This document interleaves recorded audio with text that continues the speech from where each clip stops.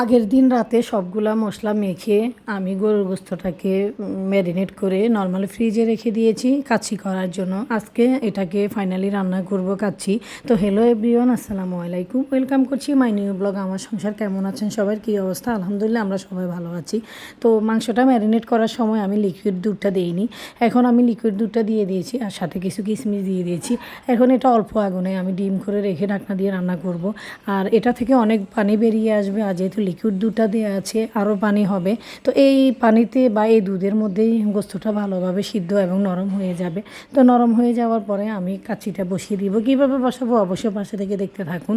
তো আমি অল্প আগুনে ভালোভাবে এটাকে নেড়ে ছেড়ে রান্না করতেছি, কারণ এটা ভালোভাবে নেড়ে ছেড়ে রান্না না করলে এটা নিচে দিয়ে লেগে যাবে। যেহেতু কাচ্চি করব, কাচ্চির ভিতরে অনেক মশলা থাকে, এই মশলাগুলো যদি অল্প আগুনে না রান্না করা হয় তাহলে নিচে লেগে যায়। আর বাজারে যে লাল আলু পাওয়া যায় ওটা সিদ্ধ করে আমি ছিলে নিয়েছি, হালকা ভেজে নিব।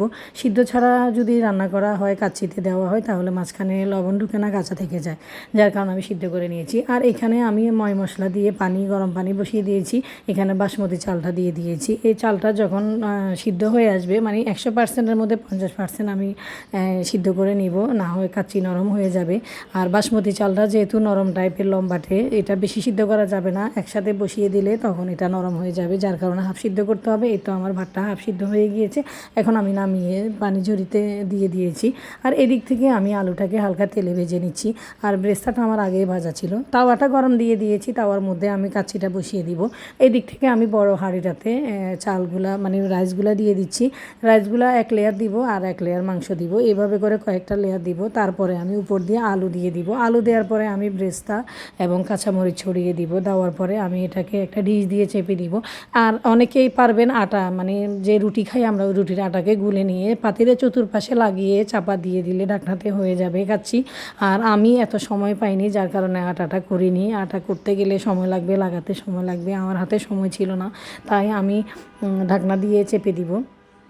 আপনি যেভাবে রান্না করেন সেভাবে হবে, আটা দিলেও হবে, ঢাকনা দিয়ে চেপে দিলেও হবে। তো সবগুলো দেওয়া শেষ, এখন আমি ব্রেস্তাটা দিয়ে দিব। উপর দিয়ে ব্রেস্তা দেওয়ার পরে আমি ঢাকনা দিয়ে এটাকে, তাওয়াটা গরম দেওয়া আছে, তাওয়ার মধ্যে আমি পাতিলটা বসিয়ে দিব। ঢাকনা তো থাকবেই উপরে। 1 ঘন্টা বা 40 মিনিট এটাকে রাখলেই হবে, নরম হয়ে যাবে চালটা, একদম পারফেক্ট জর্জরা হয়ে যাবে। তো দেখতে থাকুন আমার ফাইনাল লুকটা। আমি উপর দিয়ে আবার কিশমিশও দিতে হবে, আর কিশমিশটা দেওয়ার একটাই কারণ, এটা একটু মিষ্টি মিষ্টি লাগবে দাঁতের নিচে বা গালে খেতে গেলে, যার কারণে দেয়া। তো যাই হোক, তাওয়ার মধ্যে 1 ঘন্টা রাখার পরে আমি ঢাকনাটা উঠিয়ে নিয়েছি। ঢাকনা উঠানোর পরে আমার এই লুকটা দেখেন, এত ইয়ামি হয়েছে কি বলবো, এবং কি অনেক মজাও হয়েছে। আর একদমই নিচে দিয়ে পোড়া লাগেনি বা আটকায় যায়নি, একদম পোড়া লাগলে গন্ধ লাগবে, যার কারণে অল্প আগুনে রাখতে হবে। আর আমার এটা একদম ঝরঝরে এবং কি পারফেক্ট হয়েছে। যখন আমরা খেয়েছি একদম দোকানের মতো ফাইনাল হয়েছে। আর দোকানেরগুলো থেকে বাসারগুলো খুবই স্বাস্থ্যসম্মত। দোকানেরগুলো আমার একদম পছন্দ না, আমার প্রচণ্ড গ্যাস করে, আমি দোকানের খাবার একদম খেতে পারি না, বাসায় সবসময় ট্রাই করি সম্ভব হলে। আর এটা একদম পারফেক্ট হয়েছে, সুন্দর হয়েছে, মজা হয়েছে। যাই হোক, কেমন হয়েছে দেখবেন। আসসালামু আলাইকুম, থ্যাংকস ফর ওয়াচিং, আল্লাহ হাফেজ।